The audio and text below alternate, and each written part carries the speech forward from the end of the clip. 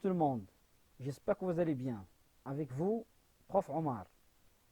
Dans la séance d'aujourd'hui, on va étudier l'orthographe et l'accord des numéros ordinaux, bien sûr, et cardinaux. Bien sûr, l'écriture des numéros, il pose beaucoup de problèmes à chaque fois, et pour la plupart des gens.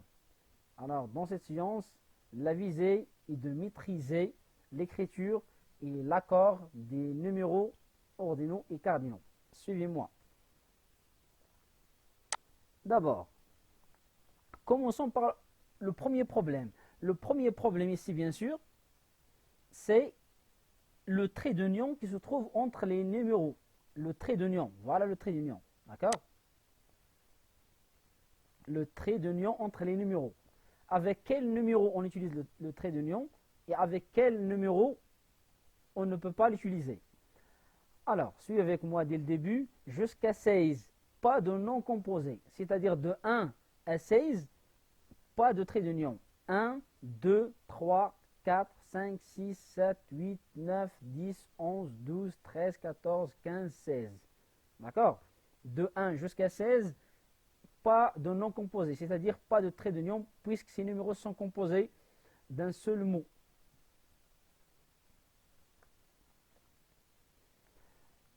Le trait d'union, voilà, ce tiret. Le trait d'union s'impose donc à partir de 17. D'accord? Donc de 1 à 16, pas de trait d'union, mais à partir de 17, on trouve le trait d'union. S'impose donc à partir de 17. Tous les nombres jusqu'à 100 prennent la division. D'accord? Donc de 17 jusqu'à 100, tous les numéros ont un trait d'union, sauf, c'est-à-dire, voilà, il y a une exception, sauf 21, 31, 41, 51, 61 et 71. Pourquoi, à votre avis? Parce que, regardez ici, en effet, ces termes étant déjà coordonnés par la conjonction et, il est inutile de doublonner. D'accord? Puisqu'avec ces numéros, il y a et entre le premier et le deuxième, donc ce n'est pas la peine de doublonner et d'ajouter le trait d'union. Avec les autres numéros qui n'ont pas et, bien sûr, on utilise le trait d'union à partir de 17 jusqu'à 100. Donc vous avez ici, avec la couleur rouge, 81 et 91. Donc ici, on utilise le trait d'union. Pourquoi? Parce qu'il n'y a pas et. On ne dit pas 81, 91, non. Donc on doit utiliser le trait d'union pour écrire ces numéros. D'accord? Donc 81 et 91 récupèrent le trait d'union puisque le et a disparu. D'accord? Au-delà de 100, c'est-à-dire à partir de 100, il ne faut pas de trait d'union. D'accord? Il ne faut pas de trait d'union. Donc voilà la première règle pour le trait d'union. Des numéros de 1 à 16, pas de trait d'union. De 17 jusqu'à 100, on utilise toujours le trait d'union, sauf avec les numéros qui sont coordonnés par une conjonction de coordination et. D'accord? Et à partir de 100, on n'a pas besoin, bien sûr, d'un trait d'union. J'espère que c'est clair. Exemple. Regardez ici. 104 films ont été tournés dans la région.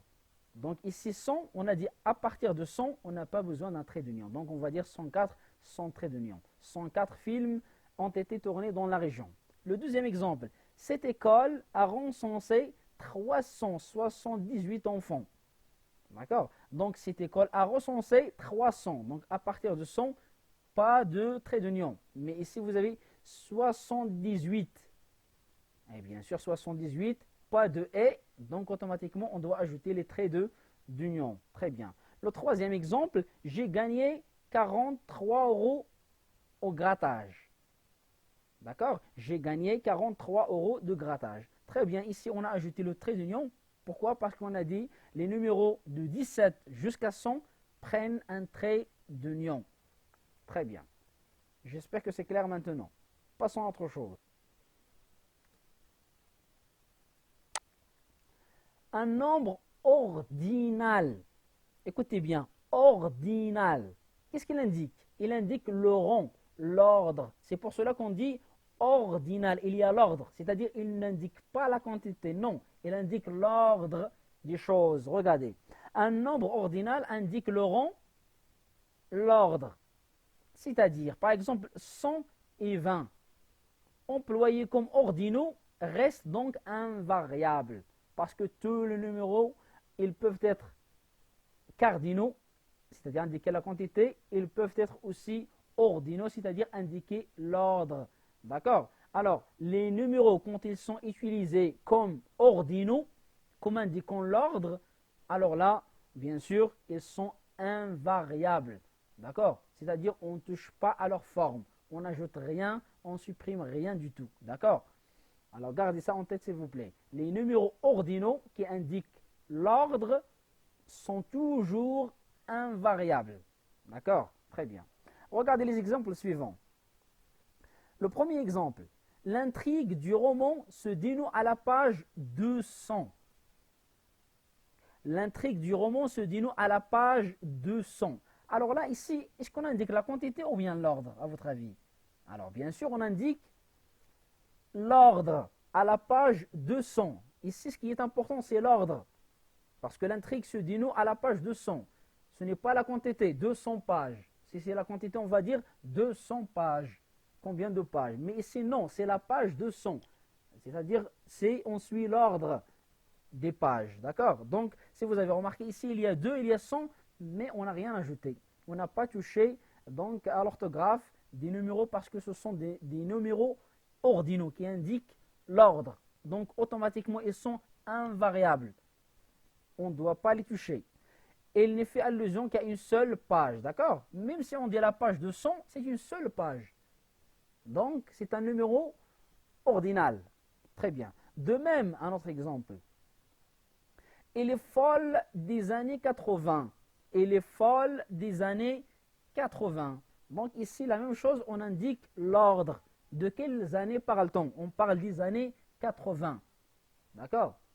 Des années 60, des années 70 et des années 80, 90, etc. Donc, c'est l'ordre des années. On parle de cette Disney, des années 80. Donc, si vous avez remarqué, on n'a rien ajouté au numéro. D'accord? Elles sont invariables parce qu'elles indiquent l'ordre. Ils n'indiquent pas la quantité. Très bien. Alors, on va détailler maintenant les choses concernant surtout les numéros cardinaux. Parce qu'on a dit pour les ordinaux, ils sont toujours invariables. On continue. La deuxième exception, bien sûr, c'est le numéro 20. Faites attention, s'il vous plaît, ici. 20 s'écrit avec un S, dont 80 uniquement. D'accord? Dont 80 uniquement. C'est-à-dire quoi? C'est-à-dire quand il est multiplié, c'est-à-dire avant 20, il y a un numéro qui multiplie 20, et qu'il n'est suivi d'aucun autre adjectif numéral. D'accord? Et à condition d'être un cardinal, voire page précédente. D'accord? Alors, pour bien sûr ajouter S du pluriel à 20, nous avons ici 3 conditions. Il doit être multiplié, c'est-à-dire précédé d'un autre numéro, puis vous avez 20, et il n'y a rien après 20. D'accord? Il n'y a aucun adjectif. Et la troisième condition, bien sûr, il doit être cardinal, c'est-à-dire il doit indiquer une quantité, pas un ordre. Très bien, remarquez ici, on va donner des exemples pour clarifier les choses. Vous avez, mon grand-père vient de fêter ses 80 ans. Mon père, ou mon grand-père, pardon, vient de fêter ses 80 ans. Regardez ici. Pour le premier exemple, vous avez un numéro avant 20, vous avez 20, et donc on a ajouté S. On a accordé avec le pluriel 80. Mais si vous avez remarqué, après 20, il n'y a rien. D'accord? Donc la première condition, il est précédé d'un numéro. La deuxième condition, il n'est pas suivi d'un autre numéro. Et en même temps, il est cardinal, c'est-à-dire il indique une quantité d'années. D'accord? Mais regardez dans le deuxième exemple. Donc ici, vous avez la première condition, un numéro qui précède 20. Vous avez 20, mais vous avez un autre numéro après 20. Donc, la deuxième condition, il y est ici. Donc, on ne va rien ajouter à 20. Quand il est suivi, quand il est précédé d'un numéro, mais il est suivi d'un autre, alors là, on ne doit pas ajouter S. Est-ce que c'est clair? Alors, à la fin, bien sûr, on va récapituler tout ça. Très bien. Donc, c'est ça la règle donc, du numéro 20. Il faut qu'il y ait 3 conditions pour l'accorder au pluriel. Il doit être précédé d'un numéro, il ne doit pas être suivi d'un autre numéro et il doit être bien sûr cardinal, c'est-à-dire il doit indiquer une quantité. Parce que s'il indique un ordre, donc là, on ne doit pas l'accorder. Il est invariable. Très bien. Et la troisième exception, bien sûr, la première exception, on a dit c'est 1, la deuxième exception c'est 20, et la troisième exception c'est le numéro 100. 100, il prend la marque du pluriel, c'est-à-dire S, il prend la marque du pluriel dans le même cas que 20. C'est-à-dire, plus précédé d'un nombre le multipliant, et suivi de qu'un autre adjectif numéral et en emploi cardinal. Donc, les mêmes règles qui s'appliquent au numéro 20 s'appliquent aussi au numéro 100, concernant l'accord au pluriel. Il faut qu'il y ait toujours 3 conditions. Ils doivent être précédés d'un numéro, pour les multiplier, ils ne doivent pas être suivis d'un autre numéro et ils doivent indiquer une quantité, c'est-à-dire ils doivent être cardinaux. On va donner un exemple. Regardez ici. Il est parti près de 200 jours. Alors là, vous avez 100. Avant, il y a un numéro. Donc voilà la première condition. La deuxième condition, il n'est pas suivi d'un autre numéro, c'est-à-dire il est seul. Et puis, il indique une quantité. Combien de jours? 200 jours. Donc là, on doit l'accorder au pluriel. Très bien. Mais regardez ici, le deuxième exemple. 320 espèces ont été recensées. Vous avez 100, vous avez la première condition, voilà, le numéro qui multiplie 100. Et vous avez après 20. Donc, la deuxième condition n'est pas respectée. Il ne doit pas être suivi d'un autre numéro. Et s'il est suivi d'un autre numéro, alors là, bien sûr, elle reste invariable. Regardez ici. Ici, il n'y est suivi de rien. Ici, il est suivi d'un autre numéro, donc on n'ajoute rien. La même chose pour 20. S'il est suivi d'un autre numéro ici, on n'ajoute rien. S'il n'est pas suivi d'un numéro, on doit l'accorder bien sûr au pluriel. Très bien. Après, on peut faire bien sûr des exercices si vous n'avez pas compris ou si vous avez des questions ou si vous avez besoin d'exercices. On peut faire une petite vidéo seulement sur les numéros. Très bien. L'essentiel. Maintenant, on récapitule tout ce que nous avons donc dit. La première chose à laquelle il faut faire attention, c'est le trait d'union. On a dit le trait d'union est obligatoire de 17 à 99. Sauf s'il y a et. Quand il y a et, donc pas de trait d'union. Quand il n'y a pas de et, alors là, le trait d'union, il est toujours obligatoire de 17 à 99. Très bien. Et puis, pour la deuxième règle, c'est l'accord pour le pluriel. S du pluriel. Il est réservé seulement à 100 et à 20. Bien sûr, avec 2 conditions. La première condition, être précédé d'un nombre le multipliant. C'est-à-dire, voilà 100 et voilà 20, mais avant, on doit avoir un numéro qui multiplie 100 et 20. Et la deuxième condition, il n'est suivi d'aucun autre nombre. C'est-à-dire, il n'y a aucun autre nombre après 100 ou après 20. Dans ce cas, on doit ajouter S. Un exemple, 92 personnes avaient gagné 300 euros. D'accord? Remarquez ici, vous avez 20, vous avez la première condition respectée, mais la deuxième, non. Il y a un numéro après 20, donc pas d'accord.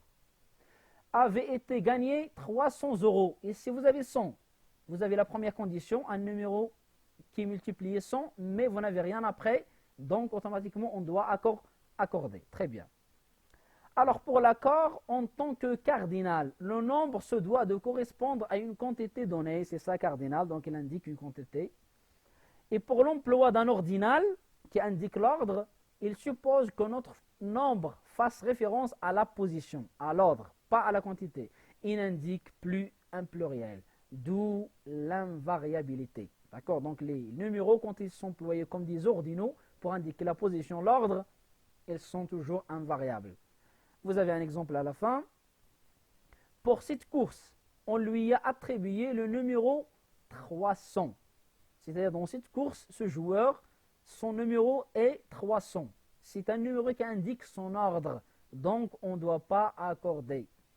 Très bien. Donc, voilà la fin du cours d'aujourd'hui. Alors, on se retrouve dans le prochain cours. Au revoir et merci pour votre attention et vos encouragements. Et n'hésitez pas à poser vos questions.